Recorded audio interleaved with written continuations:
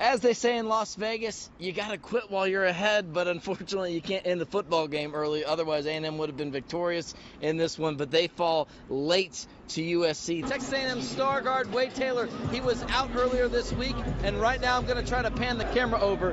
As you can see him right back here, he is not participating in the shoot-around. It looks like he will be out for tonight's game. But enough of us. Let's show you what you're really interested in, this beautiful new facility. And there you have it, the new home court for the Baylor Bears. Well, I tell you what, Chris, this team has been so hot this postseason. They're probably hotter than I am right now, about to melt in this heat out here. Their first loss of the entire tournament, not just the World Series, the entire NCAA tournament came yesterday. So the president at Nebraska left to take the president job at Ohio State. He then hires Ross Bjork as the athletic director, which then opens up Texas A&M the chance to hire Nebraska's athletic director, Trev Alberts. The fact that they were able to establish the run as much as they were really limited the pass rush for LSU. We hardly heard, at least I did, Harold Perkins' name. Going into that fourth quarter, absolutely no rhythm offensively. I was writing the obituary for this season for Lady Pirates. I think everyone in blue and yellow was nervous. Coming into tonight, we were down to the final 4 teams in Class 5A, 4 of the best.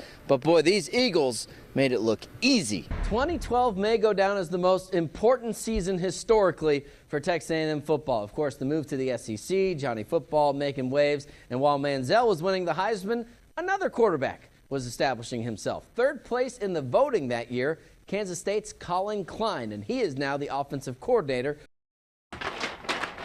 It's not hard to overlook the ordinary challenges in life. Second grade. Something as easy as tying your shoe. He was like, how can I do that with one hand? But Giovanni Ceros always finds a way. I mean, I can show you how I did it. I think it's pretty cool. I'm not always going to be here to tie it. Then I make a hole right here. Teacher's not always going to be here to tie it. I go around. You're going to have to figure it out. I mean, it just taught me that I need to learn how to, like, adapt to, like, how I am. Giovanni's mother, Gracie, had no indication her son would be any different during her pregnancy. My mom told me, she's like, God gives you what he thinks you can handle, and this is a gift. The delivery doctor that delivered him, he's like, you know, the Houston Astros will be looking for that left-handed pitcher one day.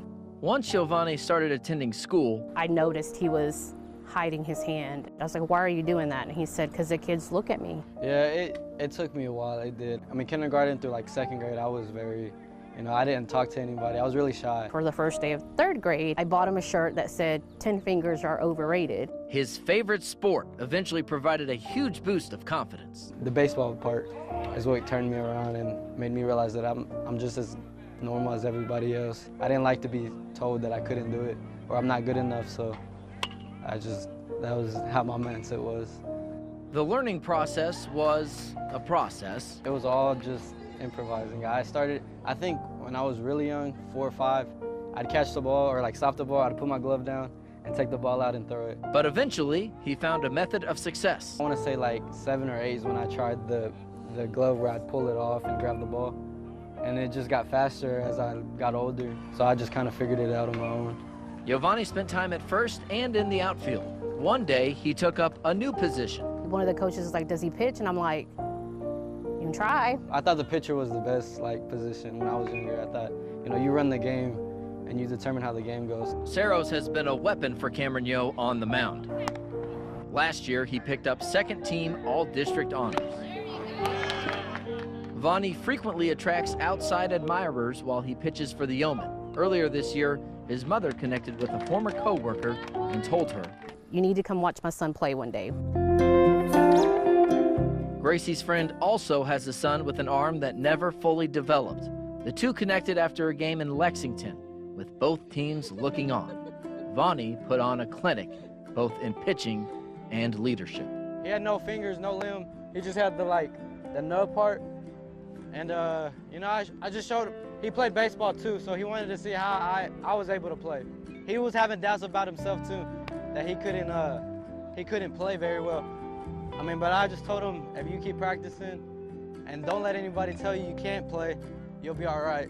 That was a very special moment, not just for me. I think it was for every team player that was out there to see that this kid has something special to give to other kids and show that it doesn't matter your condition or anything like that, that you can take it on and you can still do whatever you want to do. I'm just proud that he's given 100% in school, 100% in sports, and never gave up. And that's what I've always told him. Don't ever give up on anything. You try to, you master it, and don't let anybody ever tell you that you can't do something. As Giovanni ties a bow on his time at Cameron Yo, he wants everyone to embrace their full potential, no matter what hand you may be dealt. What's like the biggest thing you think your story can teach people, just in terms of how far you've been able to go with your work ethic and everything else? Yeah, it's not even the fact that, you know, I have just one arm. I just think everybody should just try it. If you think you can't do it, I mean, just go ahead and try it. The worst you can do is fail again, and then just keep going until you achieve it. In addition to his athletic achievements, Giovanni is set to graduate in the top 10 of his class at Cameron Yo. After that, he plans to attend Baylor University on scholarship to major in business. The Yeomen just held their senior night on Tuesday. Their final regular season game will be Friday at Rockdale.